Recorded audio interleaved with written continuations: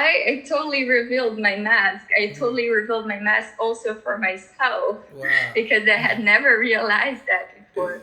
What's good, y'all? Welcome back to episode 2 of the Mask Off interview series with your host, Patrick, aka Parmesan Cheese on Instagram. Go follow me. My Instagram account is going to be right here on the screen. Today, we got my brother, Felipe Dosa, on the Mask Off episode 2. What it means by us doing it in the barbershop is creating an open space for not only black men, but just people in general to be vulnerable and open about what they've been through in their life. Just start the healing journey and be able to heal, and for us to all come together and connect. At the end of the day, that's what it's all about. It's about taking your mask off. Now, my brother, Felipe, tell us a little bit more about yourself, like where you come from, who you are, and what even brought you here on this set today, on this beautiful Friday afternoon. So yeah, everyone, my name is Felipe. I was born in a village called Zochi in Togo, West Africa, but lived most of my life in Harlem, New York, since like, I guess the age of 2 or 3. Harlem, of course, New York, you know how we are. You know that. But I'm a sophomore, international business major at Morehouse, of course. You gotta shout out the house. The house, you know the house. But I also do a lot more than that. I'm an activist. I just got a new position at NAN, National Action Network. I'm the NAN Youth in College, NAN Youth in College, Georgia State leader. Just got the position, so you guys probably going to be seeing me do a lot more events in Georgia regarding, activism. Yeah. So, yeah. Happy to be here. That's great to hear. And when we come to Mask Off, like I said before, we get vulnerable. And a great way to get vulnerable is talk about, low points you had in your life that was just a stepping stone in the beginning process of you going up. From Togo, growing up in Harlem, did you feel like you kind of had a code switch to have different identities? First as an African man, then as a black man in America, and then just in the different worlds you've tapped into from being a leader. Tell us more about that and just tapping into those different personalities and how you kind of manage that. Nah, definitely. It was really bad. I mean, like, people used to say just being black man, you got a code switch for the white folks, and you're African American. But for me, I had to code switch for those two groups, and then my African parents and my African people, because the way I had to not only just change my language, but the way I dress, the manners that we have, everything was so completely different. So I really had to be like three different people. You know what I'm saying? Like, and I realized that just by like how people called me. My nickname is Fo. You know what I'm saying? A lot of people called me Fo. A lot of African American friends I have call me Fo. But when I'm with the white folks, it's like, hello, my name is Felipe Dosa. You know what I'm saying? And then with my Africans, I have to call them my native name, which is Fabrice, or if I'm in my village, they call me Kominachi. So like, there's different names for me, and I realize like they all are me though. You know what I'm saying? They all represent who I am, and I'm cool with now my, I guess, may say 3 personalities, but it's all at the end of the day, all me. Okay, so basically what you're saying is the different cultures that you walk into kind of appreciate and highlight different aspects of who you are. Yeah. Okay. But they're all still authentic. And they still all. So can you get into more that the name that they call you when you back in your village and what that means? Also, in my village they believe in reincarnation. So the name is Kominachi Ato. It was the former name of I believe he was one of the founding chiefs of the village. So I guess my great grandfather, and they had a little naming ceremony in a way, and they get the eldest person in each side of my family, from my mom's side, my dad's side, and then they do a whole little event to figure out who would I be, depending on the system. So wow. Yeah, that's beautiful. Mine is Kominachi Ado. That's beautiful. I ain't gonna lie. I went through a ceremony like that, but we're not even gonna get into all that. I just love to hear, when people, grow up in, different cultures outside of, Western ideologies, and tap into their spirituality. Yeah, of course, man. Just really tap into what it really means to follow tradition. Because when you follow tradition, you're not only connecting yourself to different past lives and different spiritual energies, but you also growing in like self-discipline. Because to follow tradition, to follow old culture, it takes work. To go back beyond your lifetime and see what others were doing and try to keep that process going. So yeah, has that helped you? Like, does it actually do what I just said? When you do those ceremonies, when you get those names, when you feel that like that spiritual energy from going through the ceremony, do you have to build self-discipline to be able to keep the tradition going and respect the culture? Like, does it build self-discipline within you? I mean, one, it's very hard to continue the cultures because, you know, I live in America, and I'm not in the village all the time. I'm only there for visits and so on. So, like, don't get me wrong, I still have done stuff. I've done pour libations before. I've done that, but it's a lot more. It's just a lot more harder. You know what I'm saying? To be able to do all those things. So now we're about to get into the real part of the story time, and I got a question for you. So what's one challenge you faced in life, and then once you overcame it, it made you a better person? You can say it made you a better man. So I had this opportunity to go to this boarding school before high school. I just graduated middle school. It's called Phillips Exeter Academy. It was one of the top ranked schools in the country.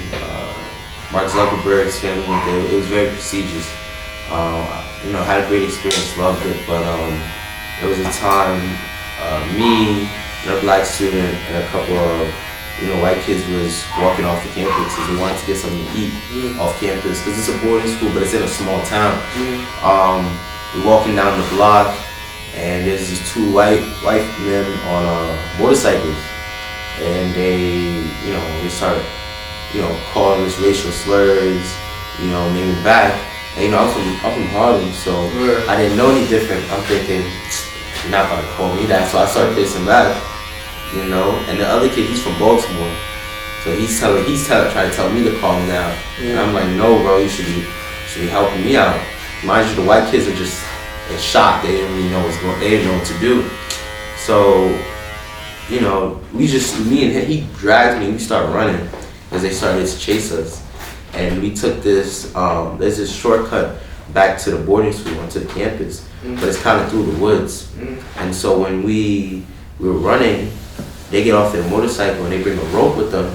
What? And they're threatening to hang us, basically. Nah, bro. And, thankfully, it wasn't too far of a run, but it was that dramatic. And that moment, I was really, really angry. I like white people for mad long, because I was like, damn, like, even the white kids that were with us, they didn't say anything. Why would they do this? Like, this is like what? Like I said, I just graduated middle school, and I'm like, damn, yo. And I came into like low-key a depression. I was angry, and so I decided at that moment, like after, I need to become the best black man I can be. You feel me? So I started joining programs like Marvelous Keeper, 100 Black Men. Started becoming very more active. I joined National Action Network. I work for them now. So I like really decided like I want to help myself. You know what I'm saying? And that's why like when I heard Ahmaud Arbery's how he got killed, I saw the video. That impacted me the most because like it was low-key the same thing. He got chased, I got chased. Only difference is, you got away. I got away. He got shot. They were trying to hang me. You know what I'm saying? So like, it was that bad. You know what I'm saying? But I'm here to tell the tale. I want to say two things. One, I want to say that throughout generations, you can see a parallel in what goes down in this country, not just between black and white, but just with like negative energy and hate. We see that like when people bring up the idea that racism doesn't exist, or there's new systems that try to establish equality within systems, we understand that that's all a facade, because at the end of the day, people still operate through hate and fear, and try to end another person's life that they never even created just off of, skin tone. You know what I'm saying?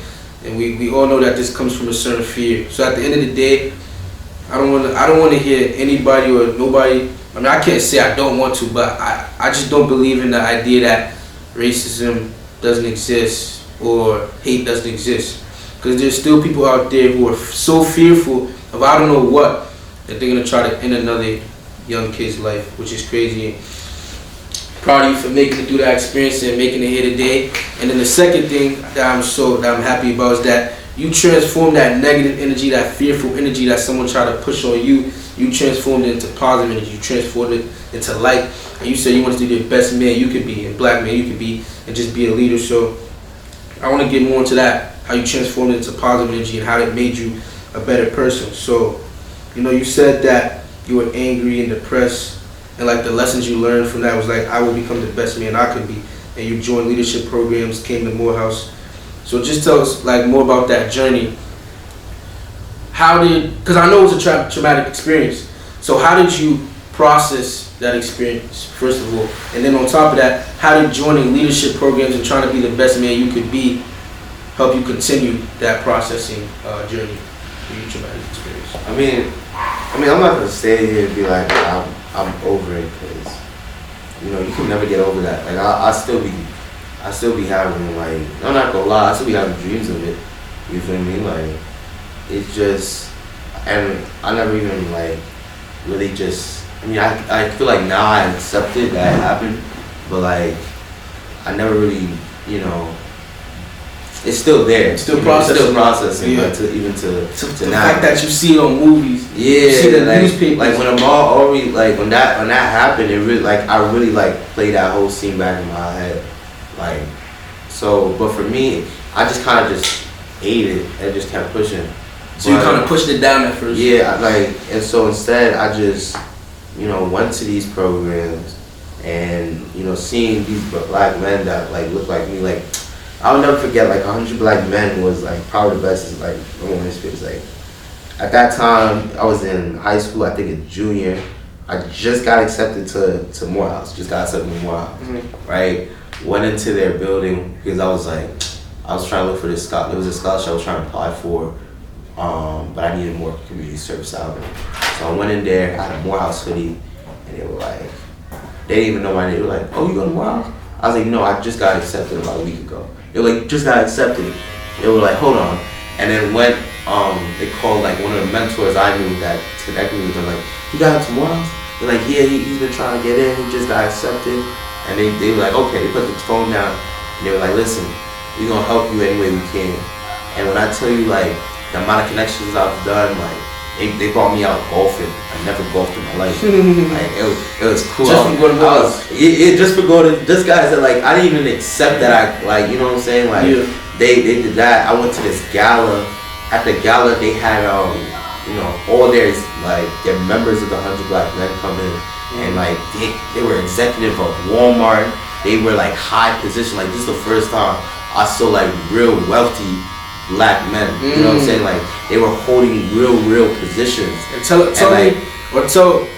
the audience like how that image made you feel. Going from almost being, or threatened to be lynched to going to an environment where you're seeing wealthy Black men and you're in that space. Yeah. Like how does that feel to go from that environment to that environment? Like how did that feel? It was crazy because I'm like, I'm like, yo, is this like the Black Illuminati? Like, what's going on? Like, what's going on? Like, I just see Jay-Z to pop out, then I know for sure. Nah, but it was great. I was really happy that I could see that. Because, when you have these people calling you these racial slurs, and then you got this like older Black man talking about, how you doing, young brother? Like, what you need another scholarship, let's talk. Oh, you need this, you wanna work, I'm a businessman. Oh, okay. When you're done with Morehouse, let's see if you can chop up, maybe you could find a spot in my company. Like it was real mentorship. You know what I'm saying? Like, and I already had a father figure, but it's good to now see even more Black men that look like me. More examples. Exactly. More positive examples that you want to aspire to be. Exactly. Yeah. It was beautiful. In fact, we was just talking about that in the last episode, how it's very important to have like positive, healthy examples, especially with some black men who don't, have a father at home or don't have an example of a healthy male role period in the house. Very important to have positive examples. But yeah, so talk about, but I still want to hear like the stages of your healing process through your traumatic experience. Yeah, that's the thing, like I'm saying, I'm still healing to this day, you know what I'm saying? Mm-hmm. But I will say that it's like, it was, the stage was like, it was during the summer that happened, and I went straight to high school. And one thing about my high school, I went to the 3rd Marshall Academy, it was like in the heart of Harlem, and like I had a lot of black male teachers, so seeing that, and they had a program called Bond, so I was able to share it. What does Bond stand for? Bond stands for Brothers on a New Direction. I was able to share that, share what happened to me to them, and they always looked out for me ever since then. From that moment on, they always had my back, and so they would always check on me like, hey, how you doing? You doing better today? You need anything? How your grades looking? So like I always had a constant checkup. So that helped out. And then when like I was able to join the 100 Black Men, I was able to join My Brother's Keeper. I just kept seeing these positive images of it, and it made me feel better. You know what I'm saying?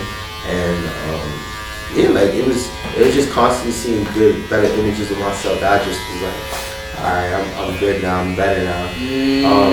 Now when it came to like straight white folks, the thing is, it was like I couldn't never be like, at that moment, and for like a couple months after, I was like, I didn't like white people at all. Like I could never look at a white person in the eye. I had no respect at all. I had no, and like I was right too. I was right to have no respect for them, because look how I was treated. But I remember back to like, my family just having to get to this country. I'm not gonna lie, a white lady did help us. You know what I'm saying? She was good friends with my family and was able to provide us tickets. You know what I'm saying? So like, me remembering that had me in my eye, you know what? They are good white folks. Yeah. They're bad ones. I'll never forget that. Yeah. But they are good ones. The same way in just people in general. And that's what happened. It's like people in general. So your positive experience with a white woman and negative experience, I guess you could look at it as negative experience or traumatic experience with 2 white males, kind of help you see beyond race in a sense. No, I still look at race. You still look at race? I'll forever do. It's just, for now, I'm always gonna be cautious, but like not cautious like a regular black person. I'm gonna be more cautious, but I'm gonna still have respect. Okay, well, that's what I'm doing. Like, I'm gonna always have respect. I'm gonna help you look at it in this way, but you on your healing journey, so you're gonna look at it in the perspective that you can. The experience that you had with the 2 white males had nothing to do with them being white males. It just had to do with them operating through fear. And what I'm trying to do with this interview series and just the work I do at MaskOFF is literally do that. Take the mask off of all occurrences in life and help people look at the essence. And when I mean the essence, I mean the core, the fundamental foundation of energy, which is the 2 fundamental foundations of energy, at my level of consciousness that I am aware of, is love and fear. So at the end of the day, anybody can access those foundational energies. Anybody can access fear, and anybody can access love, no matter what race, organism, or what human being they are. They both can access it. Everybody can access it. So at the end of the day, if you look at the scenario with your mask off, let me tell you how it's going to be. With the mask off, I'm going to tell you how it's going to be different. You experience 2 white men threatening to hang you, right? Traumatic experience. You feel pain, you feel hurt because of that negative energy. If you look at it, why would 2 men want to kill you? You know what I'm saying? Because they're fearful of something. Like they have so much fear within them that when they look at you as a threat. And you're so much of a threat to them in their eyes that they want to end your existence. And the only way they can feel quote unquote satisfied is by seeing you gone. That's how fearful they are. So you should look at them with empathy, like, damn, whatever they're going through that makes them so fearful, that thing in my life must be crazy. So I hope they heal from that. I'm gonna keep it pushing. I'm gonna just make sure I'm good so I never get that fearful. I know it's hard because you want to attach personality to it. You want to attach emotion and anger towards it, which is a natural human response, right? It's a natural human reaction. But the way you change, you know, the way you look at a situation is by the way you respond to it. And you responding to it by looking at it as they're fearful. Let me have empathy for them and let me heal and grow from it and not put any hate towards them. You become a higher person. You become a better person because you didn't get to the level they did. You didn't stoop as low as they did and say, you know what? Now I'm gonna hate them back because they hated me. Nah, that's doing the same thing. Yo, I hear you, bro. I know it's hard. I know it's hard, and I'm not gonna tell you how to heal. I'm not having empathy for that, bro. Yeah. I'm not gonna tell you how to feel and how to think while you're processing the traumatic experience because I never went through it. You know what I'm saying? So I can't tell you how to. I'm just giving you. I hear you. I hear you. At the end of the day, it's like that because then, if you look at it in retrospect, a white woman, you know, same, I guess, you know, skin tone, I don't know if they same race, same ethnicity, come from the same background, help you out. And what does that mean? With the mask on, it's a white woman helping you out. With the mask off, it's a human being operating out of love and making sure you get to a place where you need to be and that you have a better position. You know what I'm saying? So when you take the mask off, you see it for what it really is, and you don't attach emotion, you don't attach personality to it. The mask off for them is straight racism, bro. It's fear. It's not racism. It has nothing to do with race. It's fear. It's fear. The race thing is just keeping you trapped up so you don't see what it really is. Because at the end of the day, bro, no matter how many laws they make, no matter how many sanctions they do and systems, no matter how many black people they integrate into, I guess, a white community, things will never change.